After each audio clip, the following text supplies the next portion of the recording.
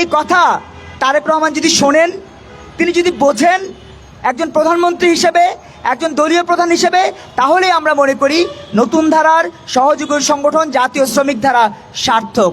জাতীয় শ্রমিক ধারা শুধু এই বার্তাটা দেবার জন্য আজকে জাতীয় প্রেস ক্লাবের সামনে দাঁড়িয়েছে। আমাদের কিন্তু জাতীয় প্রেস ক্লাবের সামনে দাঁড়ানোর একটা মাত্র উদ্দেশ্য, সেটা হচ্ছে লক্ষ লক্ষ লোক দেখানো না।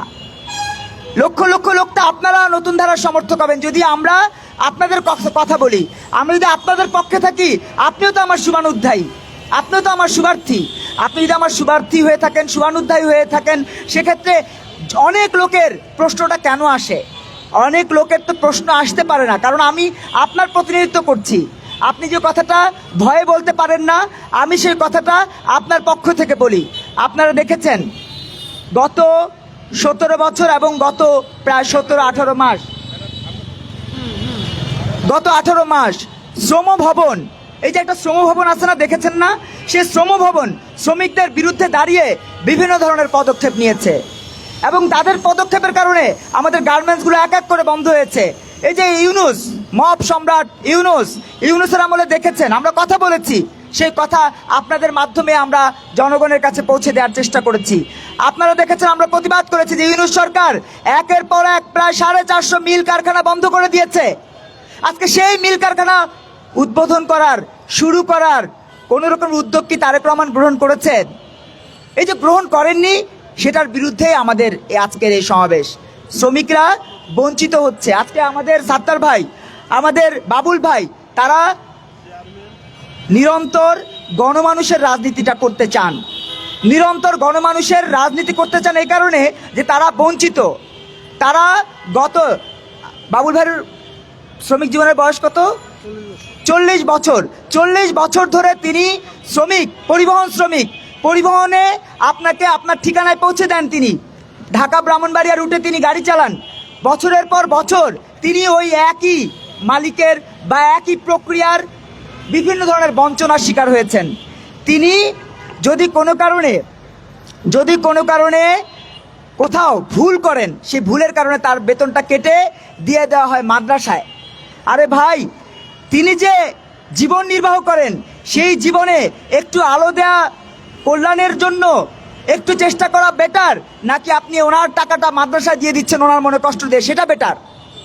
আপনি তো তাকে কষ্ট দিচ্ছেন, তাকে কষ্ট দিয়ে আপনি মাদ্রাসা দিয়ে দিচ্ছেন টাকা। এই যে মালিক পক্ষের বিভিন্ন ধরনের উদ্যোগ, বিভিন্ন ধরনের স্বৈরাচারিতা, সেই বিষয়ে রাষ্ট্রের কি কোনো পদক্ষেপ আছে?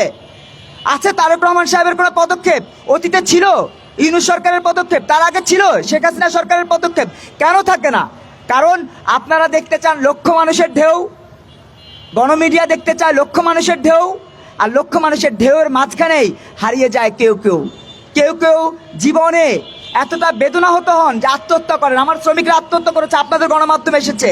হতাশায়, বঞ্চনায় আমাদের শ্রমিক ভাইয়েরা বঞ্চনায়, হতাশায় আত্মহত্যা করেন।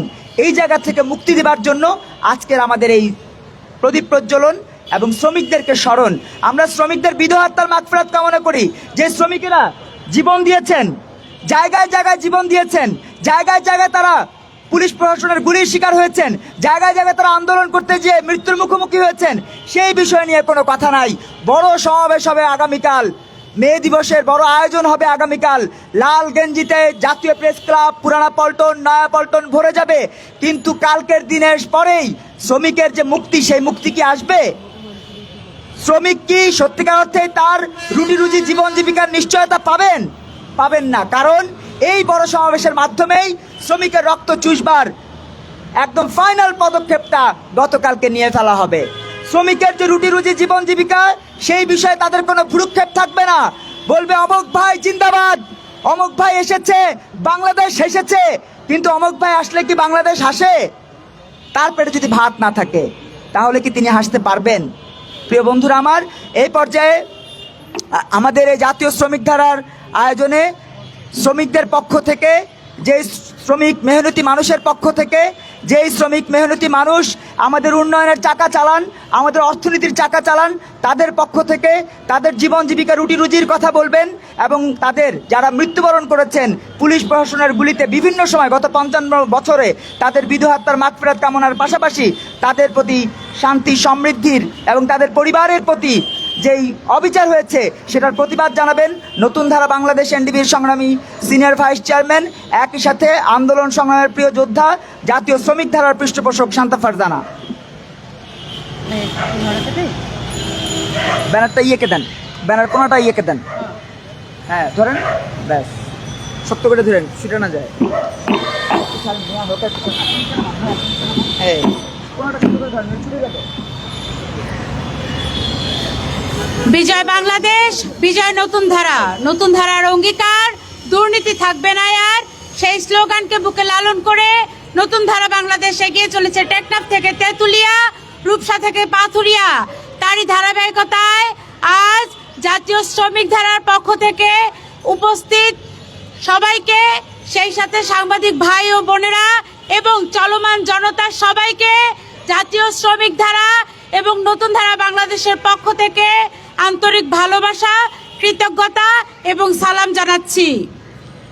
স্বাধীনতার 55টি বছর পার হয়ে যাচ্ছে, অথচ শ্রমিকের জীবনের মান উন্নয়ন হয় না। প্রতি বছর শ্রমিক দিবস আসে, শ্রমিক দিবস